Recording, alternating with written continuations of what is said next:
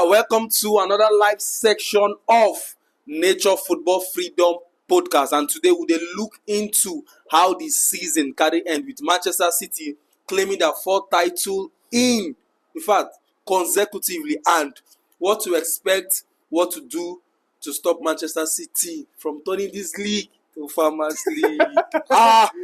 Joining me here, Arinze, the analyst, the bringer, and he get a lot to talk about, and pure discussion. I beg, continue to watch this one. Arinze.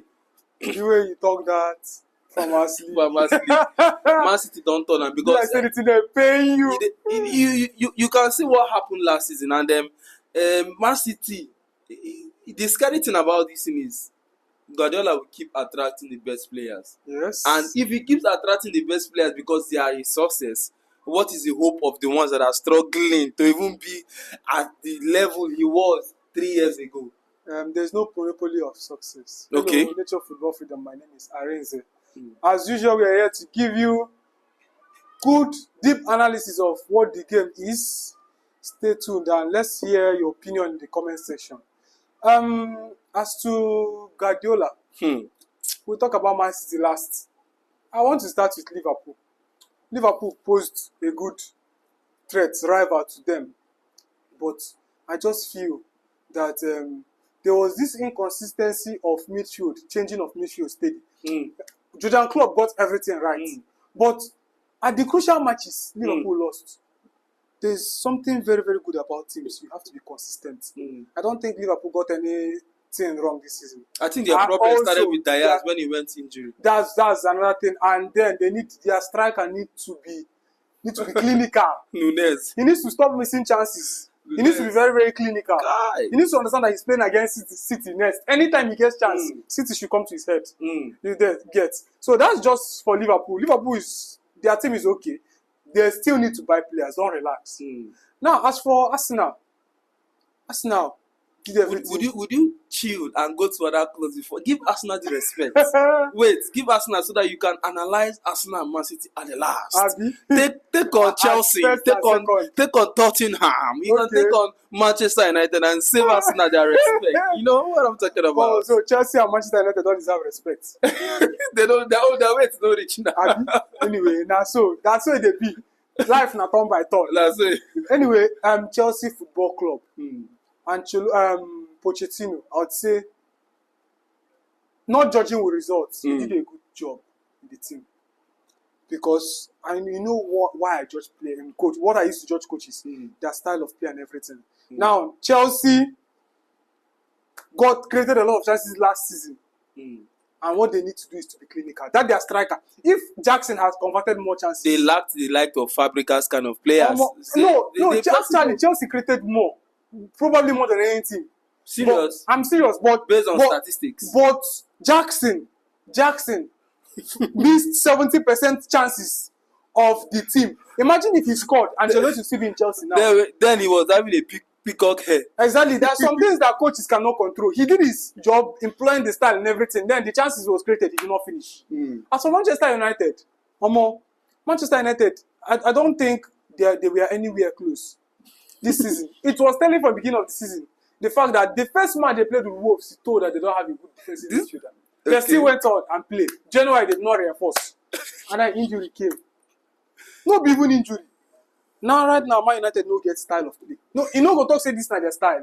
They created the lowest chances among the other teams. This one is stemming from the heart of your heart because Manchester United they run deep within the veins of. Actually, Manchester United they were poor and with a poor coach. But let's see, he was okay in terms of what other teams need to do. They need to go for transfer. Chelsea needed to get a world class striker that would finish. I feel people are saying Nkunku is an 8. I feel Nkunku should play that position. He's a good goal scorer. He will perform well. Nkunku was plagued by injury, and for me, that is why you did not get the best of Chelsea and Manchester United this season that was past, because these teams were plagued with injuries. We saw Chelsea backline. How many times did But look at their football. It's entertaining. Their chances created. Chelsea played entertaining football. See, look at Chelsea's chances created. You will know that the problem is Chelsea, they just slip off at a time. And they These concede. chances you're even saying, is it me and you that watch Chelsea this season? Hi. Chelsea played with Caicedo, Enzo, and Gallagher. And how many chances could they? Chelsea fans been the vex for Chelsea fans the vex for Mudryk. It was Sterling that was carrying them along, and then wait, why Chelsea fans the vex for Mudryk? Vex for Jackson, vex for Palmer. I feel that Chelsea played better than Manchester United last season, but Manchester United, they are nowhere. Arinze, you are just angry with your club. Not like Chelsea played better than Manchester United. To be honest, I'm being very honest. I'm being very, very honest. It was the ending of the season that Chelsea stood up. The thing is that Chelsea started getting the result at the ending of the season. Why? That's you ask yourself why. Because they started converting their chances. The only clinical player there was Palmer. It was the difference. He was the difference, but they were playing well. Enzo and Caicedo were playing well, but they could not finish their chances. Manchester United played poorly, apart from injury. Let's be honest. They played poorly. That's for the title pretenders. Now let's go to the title contenders. These are title pretenders. Exactly. The other part, title pretenders. Let's go for the title contenders. Arsenal should get a world-class striker. Thank you. If Arsenal, they missed out on Sesko, gone. Arsenal should go for Osimhen. That's what I'm saying. Arsenal should go for Osimhen. Now, let me even come I'm glad Arteta is not a racist. Let me come into that. Why are you going for a Sesko that played 33 matches and scored 14 goals? Is 21 years old, and you're comparing him. I saw some comments on Twitter that Sesko, they would rather collect Sesko. He's cheaper. His release clause is cheaper. Has a better prospect. And Osimhen is 138 million. Gone are those days Arsenal shy away from transfer. They went head to head with Manchester City to collect Declan Rice, and they won. Now you're talking about an Osimhen that has proved himself twice consecutively in the European. And been consistent. He has been consistent. Only that, and what he brings to the team. That's what I'm saying. He's a team player, and he's bold. Aggression.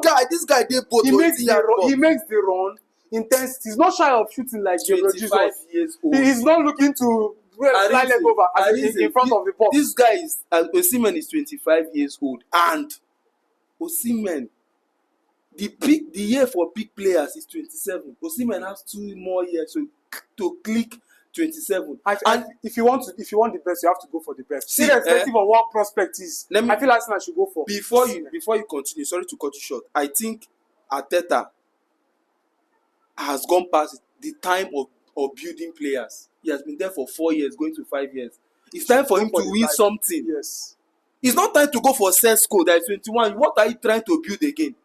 Go for somebody that will help you. You're competing with the likes of Haaland, Alvarez, Doku. And you're going for Sesko. Osimhen would get more feeding from the good players. And what Osimhen brings to the team, he brings intensity. With Arsenal's already aggressive style of play, in terms of attacking and combination play, Osimhen brings intensity. What are you telling me? He brings aggression. He brings the fight. He takes the fight. He presses. So I think he'll be a good fit for Arsenal. And Arsenal has the likes of Odegaard that can give him that pass, Martinelli that can give. Arsenal need a defensive midfielder too. Yeah, I think they are going for Amadou Onana, Everton, that 21-year-old tall guy. I will even feel they should. We are to replace Thomas Partey now. Thomas Partey the Rice can sit. Why Onana does he's a good one for Arsenal. That's what they need. And for Manchester City, the champions. The champions. The Harry Potter of Premier League. I don't need much. Man City should not do anything. Other teams should look for how to. I will speak this one for pitch, They're supposed find way to give this people injury. Just give KDB small knock, bam. I tell you. You get. Make them not carry anything. Every team should be careful. Man City should not carry anything. But if I were Man City, I will go and buy wingers. They have good players already. But I'll go and look for another winger. So that if Doku is doing something the other side, another person is doing something the other side. You understand that kind of thing? So Man City is good.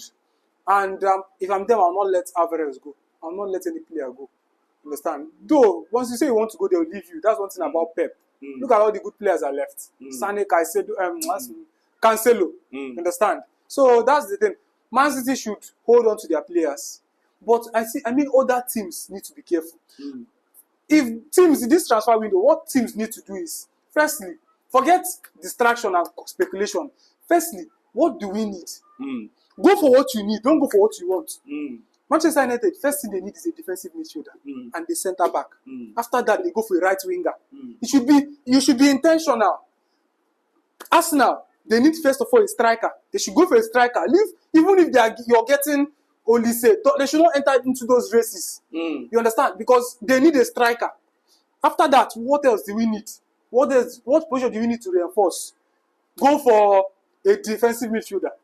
The same thing with Chelsea. Chelsea, you need a striker, Abi, or you don't need a striker. What else you need? Chelsea just, unfortunately, Chelsea just buying. Chelsea and Manchester United need one particular role player. And let me tell you that particular role player. The player. No, Manchester United is fair, because Manchester United even have the player I'm talking about, a creative player. Now, it's Chelsea that they don't even have that creative player at all.